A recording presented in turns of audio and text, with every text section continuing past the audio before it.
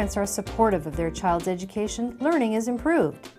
Meaningful school-home communication is essential in order for parents to support their child's learning. Parent-teacher conferences are a valuable way to accomplish the communication goal. However, communication to a parent that doesn't speak English can be challenging. You'll need to use an interpreter. Throughout this video, you will learn some valuable tips on how to communicate successfully to a non-English speaking parent through an interpreter. Usually, the participants at a parent-teacher conference are the student's general education teacher, parents, and sometimes the student. Occasionally, the ELL teacher, the principal, and the school counselor could be invited to participate if the parent requests it or if it is needed in helping the student achieve academic success. Interpreter, a person who orally converts the spoken word from one language to another. Translator, a person who converts a text to another language. In this video, we will discuss the role of the interpreter. Interpreter's professional conduct and code of ethics. Let's consider the code of ethics of an interpreter. The code of ethics stresses confidentiality, impartiality, discretion, and professional distance. Trained interpreters abide by this code of ethics. Accuracy. Interpreters shall always thoroughly and faithfully conserve the tone, spirit, and meaning of the source language message. Interpreters shall not counsel, give advice, omit, add anything, or express personal opinions to an individual for whom they are interpreting. Cultural sensitivity. Interpreters shall be culturally competent, sensitive, and respectful of the individuals they serve. Confidentiality. Interpreters shall not divulge any information obtained through their assignments. This includes not discussing or reporting any matter in which they are or have been engaged. Professionalism. Interpreters need to be punctual, prepared, and dressed in a manner that is appropriate for the situation. They shall develop their skills and knowledge through professional training, continuing education, and interaction with colleagues and specialists in related fields. Neutrality. Interpreters shall always be neutral, impartial, and unbiased. They shall not discriminate on the basis of gender, age, disability, race, color, or national origin. This also includes socioeconomic or educational status and religious or political beliefs. Proficiency. Interpreters shall ask for clarification of concepts, words, and meaning as needed. An interpreter shall also evaluate their ability to interpret. If an interpreter has any reservations about their competency in any assignment, they must immediately notify the parties and offer to withdraw their services without fear of retaliation from anyone involved. The first step towards successful communication is the understanding that the goals of a teacher and those of the non-English speaking parent often differ. Often, parents from other cultures, when sending their child to school, believe their main responsibility is that the child is well dressed, fed, and that the child is respectful, mannerly, and well behaved. When starting the conference, remember to begin with positive information. Compliment the parent for their influence in a positive area of their child's behavior. Thank you for coming today. Gracias por venir hoy. I'd like to begin by telling you how wonderful of a student Rhody is. Me gustaría comentarle hoy. With this in mind, let's examine some steps for successful communication. Brief. Briefly discuss with the interpreter the main topics that will be discussed at the meeting. Share with the interpreter background information on test or academic terminology you will use. The interpreter may use this moment also to ask questions and clarify roles and expectations.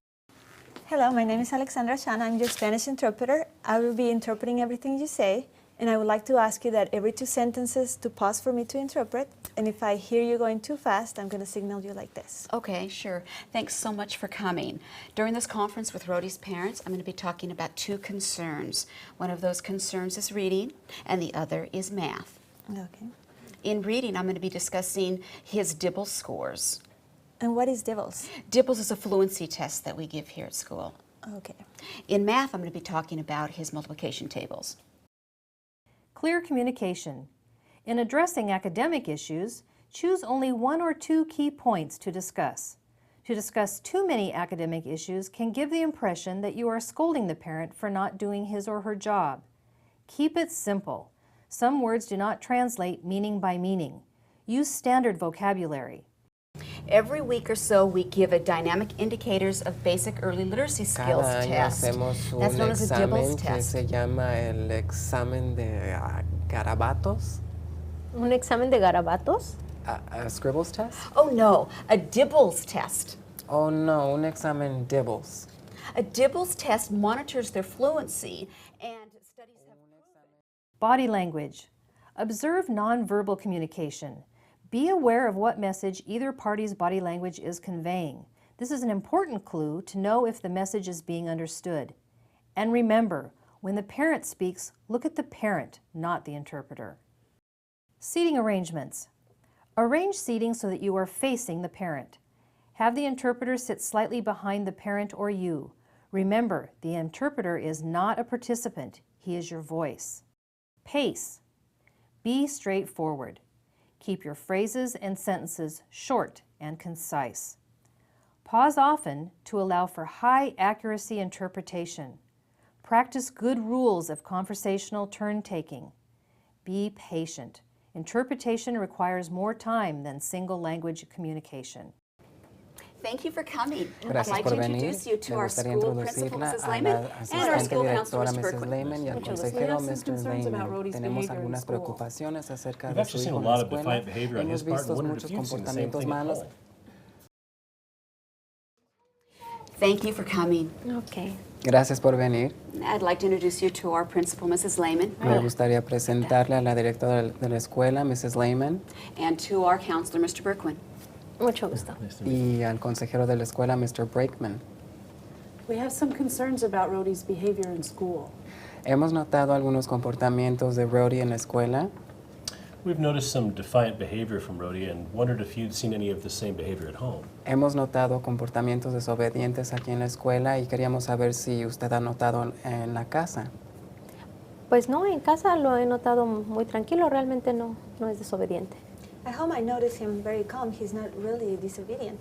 It seems to be happening during class time or out at recess. Se parece que está pasando en el tiempo de la clase y en el recreo. Debrief. This is an opportunity to briefly discuss areas of improvement. What worked? What should we do differently next time? Celebrate success and provide positive feedback. Additional tips for success. Do not let students be the interpreters. It is very important that students are not the interpreters. Students may not feel comfortable interpreting for their parents. They may not know the appropriate vocabulary to interpret the educational information. And they may not necessarily be forthcoming if they do not like the information being presented. I'd also like to talk to you about his math. I'm afraid he's failing. Dice que estoy haciendo fabuloso. Oh, qué bueno, está ¿Es bien. eso qué? Oh, he could use some extra help in math. He could use some tutoring, maybe after-school tutoring. Dice que puedo jugar más en la casa después de escuela. Oh, está bien, estoy de acuerdo. She says that's fine. Oh, well, okay, Okay. good. Thank you. De nada. Learn about cultural traditions, assumptions, norms, and expectations. Use your interpreter to help you understand cross-cultural issues. Knowing this background will help you understand the family and facilitate communication. Be aware of the possibility there may be confusion in the interpretation. Be perceptive in picking up clues that indicate miscommunication. For example, excessive words in proportion of what was said, a response from the parent that does not coincide with the original question, or changes in facial expression. A parent-teacher conference is a great tool for communication. We hope this video has provided some useful information when communicating with a non-English speaking parent. Parent-teacher conferences, coming soon to your school.